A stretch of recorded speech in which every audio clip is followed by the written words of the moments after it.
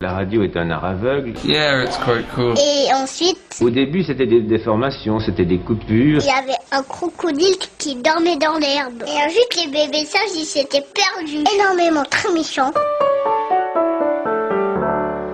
Bonjour, bienvenue à vous dans cette série de podcasts qui n'a en fait qu'un seul but, c'est de vous permettre de découvrir des choses et des gens. Et avant de commencer, je voudrais tout spécialement saluer tous ceux qui nous écoutent depuis l'île de Beauté, depuis la Corse. Le 15 août 1769 naissait à Ajaccio, en Corse, un certain Napoléon Bonaparte. Nous n'allons pas répondre à la question de savoir s'il fut un génie ou un dictateur, puisque les historiens sont un petit peu partagés sur la question. En 2015, à l'occasion du bicentenaire de la bataille de Waterloo, j'ai eu le plaisir d'interviewer Raphaël Laloux, qui est journaliste sur RCF Corse, qui est aussi donc un collègue, et qui est un petit peu, on peut dire, le spécialiste de Napoléon.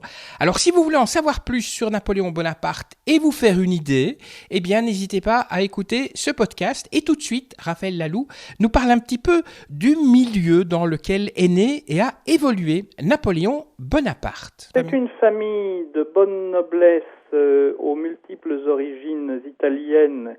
D'une part, lombarde par sa mère, la branche Ramolino, et toscane ou proche de la Toscane par son père, la branche Bonaparte. Et c'est une famille de bonne noblesse, une famille qui a donné des gens d'église et des juristes, une famille qui s'est installée en Corse pour les Bonaparte venant d'Italie à la fin en pleine Renaissance, si vous voulez, et qui s'est alliée ensuite à un certain nombre de familles insulaires importantes et localement puissantes. Donc c'est une famille, les Bonaparte, qui a des rameaux familiaux en Corse, à peu près dans toute la Corse, de longue date déjà, lorsque Napoléon naît à Ajaccio le 15 août 1769. Et c'est une famille qui, du point de vue nobiliaire, est intéressante et importante, mais qui n'a pas beaucoup d'argent. Et qui, comme toutes les familles corses, vit un peu, du point de vue nobiliaire et même autre, sur un système autarcique du point de vue économique et nourricier. Voilà. Quel genre d'enfant était Napoléon ? Alors c'était un enfant qui a été très suivi par sa mère, comme elle a d'ailleurs beaucoup suivi le reste de ses enfants aussi, Laetitia Ramolino Bonaparte.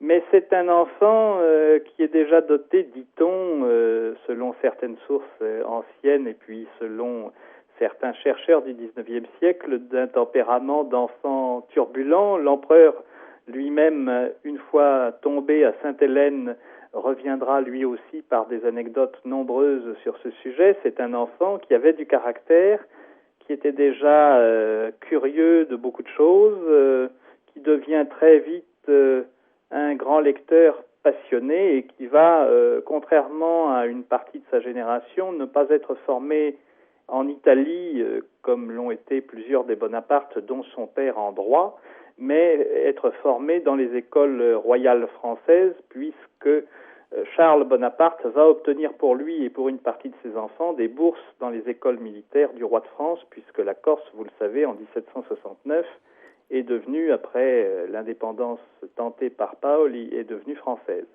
Donc il va être élevé à la française, mais sans couper complètement ses liens avec la Corse, puisque devenu transplanté sur le continent en 1779, à peu près à 10 ans, il va entretenir avec sa famille une importante correspondance pour savoir ce qui se passe non seulement dans la famille, mais naturellement dans l'ensemble de la Corse et sur la plupart des grands sujets ou des sujets intimes. Vous parlez d'anecdotes, il y en a une qu'on a trouvée.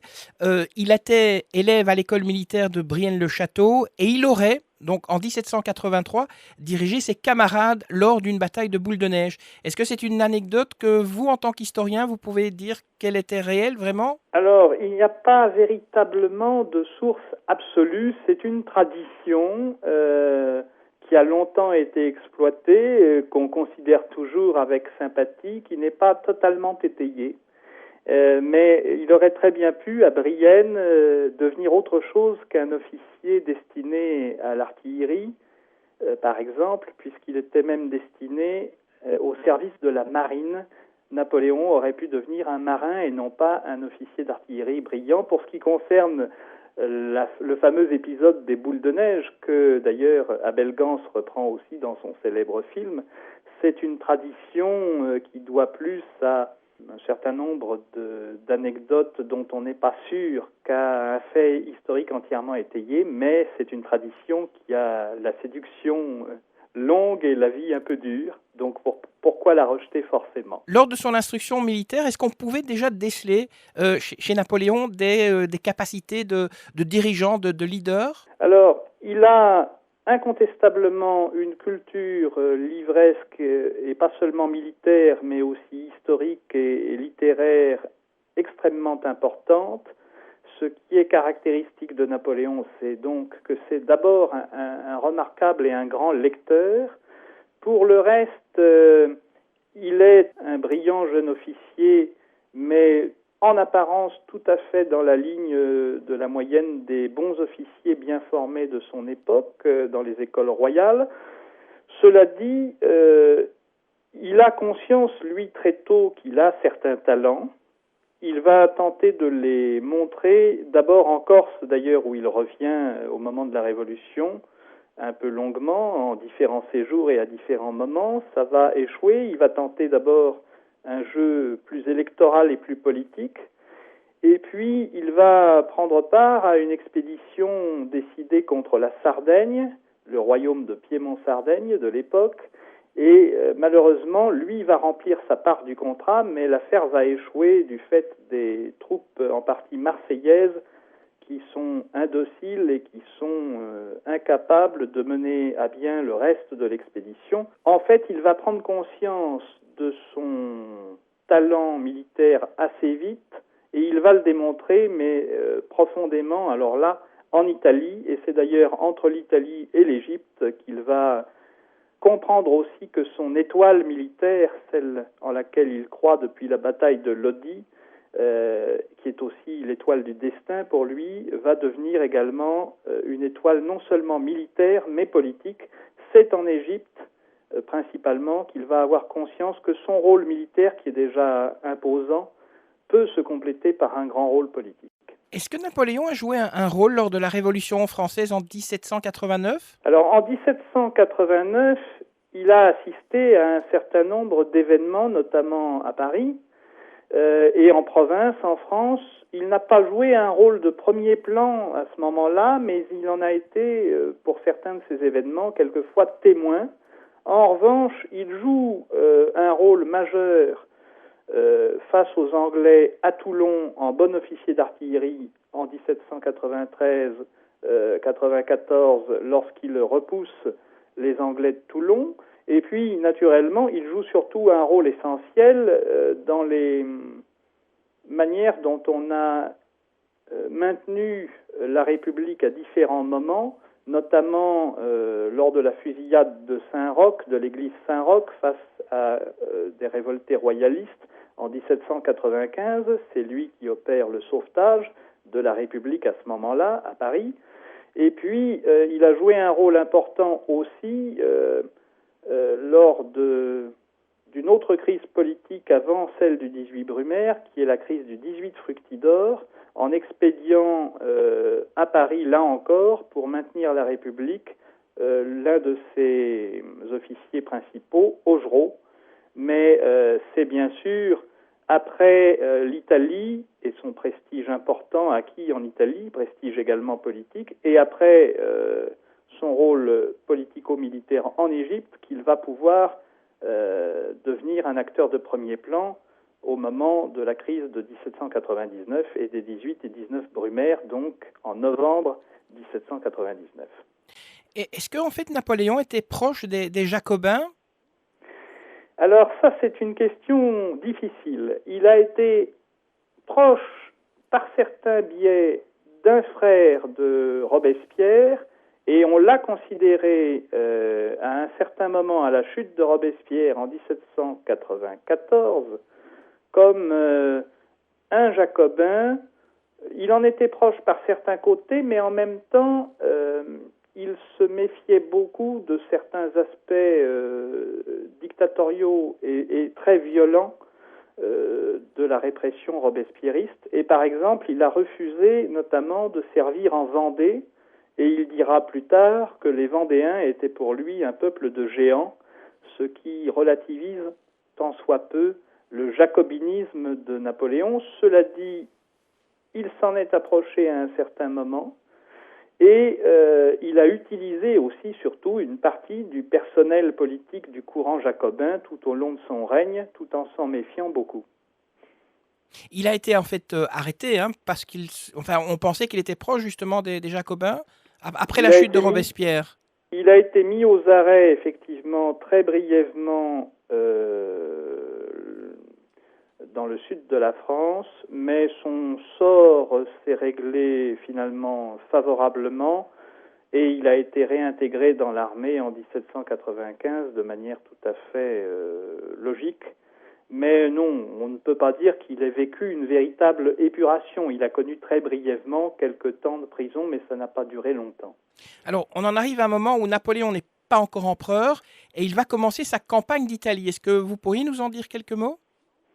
Oui, alors évidemment, en Italie, où la France connaissait d'importantes difficultés du fait de la coalition à la fois des troupes autrichiennes et des troupes piémontaises, Napoléon va jouer à deux reprises dans sa vie, entre 1795, 1796 et 97, et surtout dans la deuxième campagne en 1799-1800, va jouer en Italie un rôle absolument décisif du point de vue militaire. C'est là, dans les deux campagnes italiennes, qu'il va jouer ses meilleurs éléments tactiques et qu'il va définir sa tactique et sa stratégie de manière particulièrement brillante.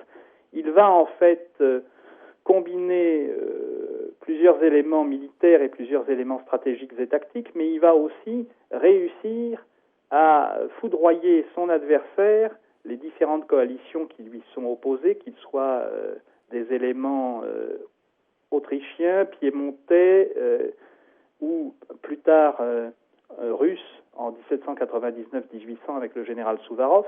Il va donc, contre ces différentes coalitions qui s'activent en Italie, jouer aussi une partie de propagande tout à fait remarquable et il va donc foudroyer son adversaire par la propagande. Et dans l'un des journaux de l'armée d'Italie dans la première campagne en 1795-96, il ira jusqu'à écrire lui-même que Bonaparte a un œil d'aigle et qu'il va et frappe comme la foudre.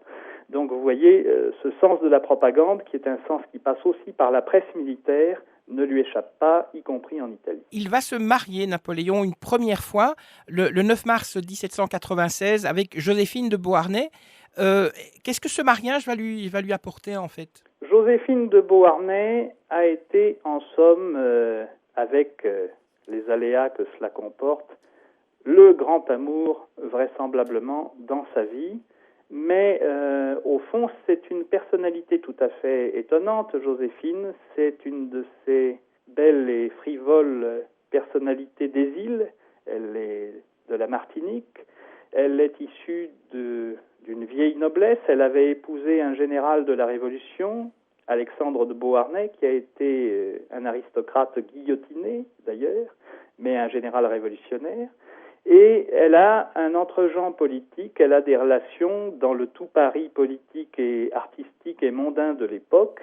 Et non seulement elle apporte à Bonaparte, jeune officier ambitieux, une certaine forme de séduction qu'il connaît mal, parce qu'il n'a pas tellement l'habitude de cela, ayant vécu dans une famille plutôt sérieuse et stricte jusque-là.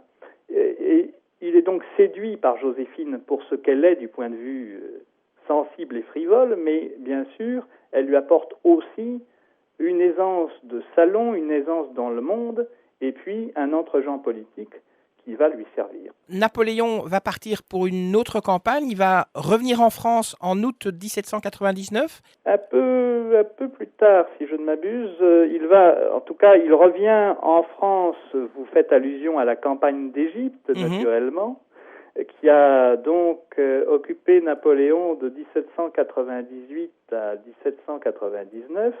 Il revient en France ayant appris de plusieurs manières que le régime était menacé de dissolution, que le régime s'effondrait progressivement et que surtout les monarchistes envisageaient de reprendre le pouvoir sérieusement. Donc, il revient en France avec l'idée de maintenir les acquis de la République et de la Révolution en arrêtant la Révolution, ce que depuis 1789 et 1791, les différentes têtes politiques de l'époque avaient tenté de faire, à la fois face à la terreur et face à l'instabilité de régimes successifs qui, au fond, allaient de coup d'État en coup d'État sans parvenir à stabiliser ou à maintenir ou à établir durablement la République. Donc, il revient en France en 1799, il débarque très vite, il avait été prévenu de la situation, on l'avait d'ailleurs rappelé à plusieurs reprises d'Égypte, et il a fini par échapper une nouvelle fois. C'était vrai à l'aller en Égypte et ce fut vrai au retour. Il a donc échappé 2 fois, si vous voulez, à des dates différentes, à la flotte anglaise. Et donc, il rentre en France et en octobre et novembre 1799, il va se mettre en relation avec Sieyès, figure politique importante, qui a dans l'idée un coup d'État pour sauver certains aspects constitutionnels, maintenir la République et transformer cependant le régime. Et ces gens-là, Sieyès et d'autres, veulent utiliser le sabre de Bonaparte, mais ne veulent pas que ça soit un coup d'État militaire. C'est évidemment l'inverse qui va se passer. Ce coup d'État va se jouer essentiellement à Saint-Cloud, en novembre 1799, et va d'abord mal se passer parce que Napoléon va perdre son sang-froid, son frère Lucien va sauver la question en étant le président de l'Assemblée des 500, et lui-même va finalement reprendre ses esprits et, avec la troupe, renverser la situation. Cela dit, il faut bien se dire que lorsqu'il réussit l'affaire de Brumaire, il n'abolit pas la République, il met un terme aux errances et aux difficultés de la Révolution, errances et difficultés ou instabilités qu'on essayait de résoudre depuis 10 ans. Napoléon est consul, il devient empereur. Comment est-ce qu'il est en fait devenu empereur ? Par un procédé et un choix parlementaire des chambres et par le fait que on sentait bien que Bonaparte avait une étoffe politique. On avait un problème quant à sa succession, puisqu'il n'avait pas, comme vous le savez, d'enfant avec Joséphine. Et la solution de l'Empire est une solution qui s'est imposée dans les esprits de certains proches du régime, notamment Fontane et quelques autres, et qui s'est traduite par un vœu du Sénat. Et en fait, Napoléon devient l'empereur et le protecteur de la République française. Il ne faut pas le perdre de vue, cet aspect parlementaire et cet aspect républicain de l'Empire napoléonien. Lorsque Napoléon devient empereur, il place l'Église catholique en fait comme église officielle en France, et c'est en fait grâce à lui que les prêtres sont payés par l'État. Alors, si vous permettez, oui, une petite précision. Le Concordat, puisque c'est à cela que vous faites allusion, entre la France et le Vatican et le pape Pie VII, ne date pas de l'Empire ou de l'établissement de l'Empire. Il est rendu possible sous le consulat déjà, puisqu'il date en fait de 1801 et de 1802, l'Empire étant établi en 1804. C'est ce qui explique simplement que le pape soit invité à se rendre à Paris pour sacrer l'empereur Napoléon, mais le rétablissement de l'Église catholique en France est effectivement l'œuvre de la volonté de Napoléon et de ses négociations avec le Saint-Siège, et ça entre dans une logique de pacification civile et religieuse qui est toute l'œuvre du consulat, et qui se traduit également et se maintient sous l'Empire avec naturellement des relations parfois difficiles entre la papauté et l'autorité de Napoléon. Mais effectivement, c'est grâce à lui que le clergé français est rétabli, que le catholicisme est maintenu et rétabli après une longue période d'hostilité vécue par lui sous la Révolution. Et donc, c'est au moment où l'Empire se fait, le Concordat, lui, est déjà établi. Napoléon Bonaparte met des réformes en place au point de vue sociétal, économique, et entre autres, il institue le Code civil, qu'on appelle Code Napoléon, qui a aussi influencé notre Code civil en Belgique, mais pas seulement qu'en Belgique, il y a eu d'autres pays qui ont été influencés aussi. Alors, c'est parfaitement exact. Le Code Napoléon, qui est en fait pour une très large partie, son œuvre directe, c'est une longue procédure que l'histoire de ce code, qui commence en partie sous le consulat, qui est, il ne faut pas oublier que Napoléon était membre de l'Institut, que c'était aussi un esprit scientifique et un juriste habile, et un grand nombre de discussions juridiques se sont établies pour établir non seulement effectivement ce code, qui prend sa forme définitive sous l'Empire et devient à ce moment-là le Code Napoléon. Jusque-là, c'était le Code civil. Et il s'est effectivement traduit ou manifesté dans un certain nombre de pays qui ont été gérés, occupés ou qui se sont trouvés sous tutelle ou sous autorités françaises tout au long de l'Empire. C'est vrai pour une partie des États italiens, c'est vrai pour la Belgique en particulier aussi. C'est vrai, mais pour la Belgique, ça s'est joué un peu avant. C'est vrai pour un certain nombre de pays beaucoup plus éloignés de la France, et notamment certains pays d'Asie qui, eux, ont été très sensibles à l'influence juridique et au prestige de ce code et l'ont réutilisé.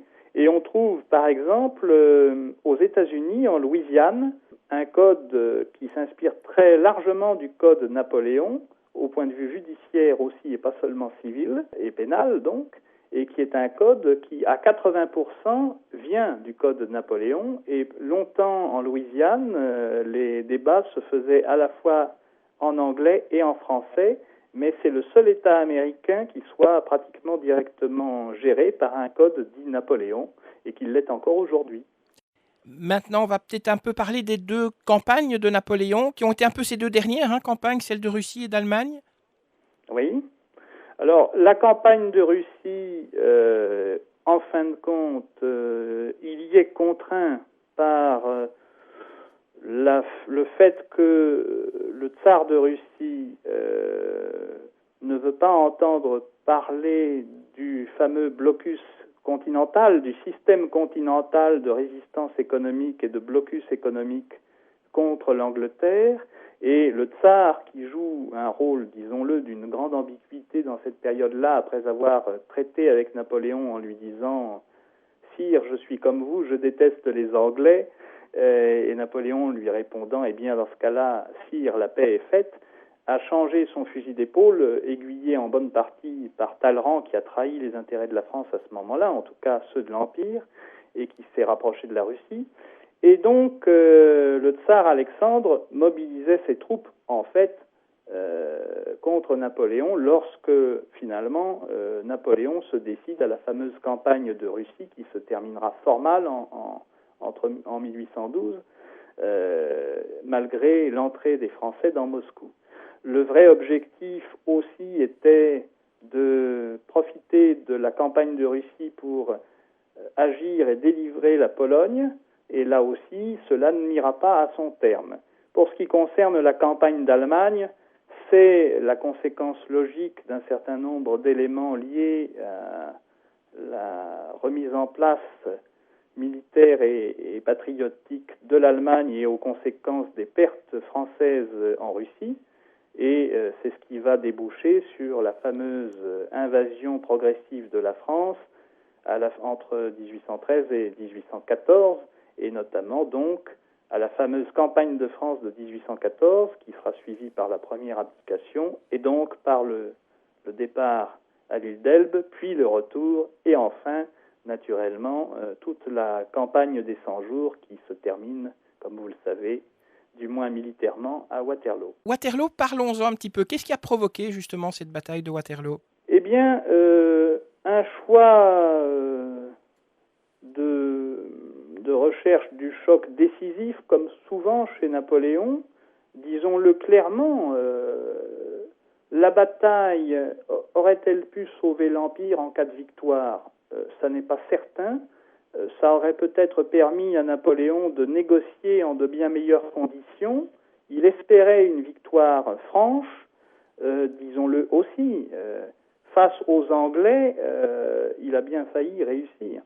Ce qui s'est joué en fin de compte, s'il n'y avait pas eu l'arrivée prussienne bien connue de Blücher, ma foi, la bataille pouvait être gagnée. Mais toute une série de circonstances complexes, qu'il est trop long de rappeler ici, font que finalement Waterloo est une défaite française et que tout cela se termine par une nouvelle entrée dans Paris des puissances coalisées européennes, anglaises, russes, des différentes provinces d'Allemagne et d'Autriche contre Napoléon.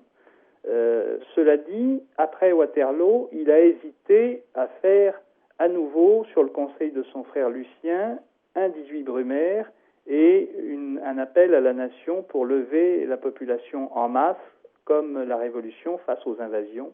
Il a finalement renoncé. Après Waterloo, on le sait, donc Napoléon était exilé à Sainte-Hélène et c'est là qu'il va s'éteindre.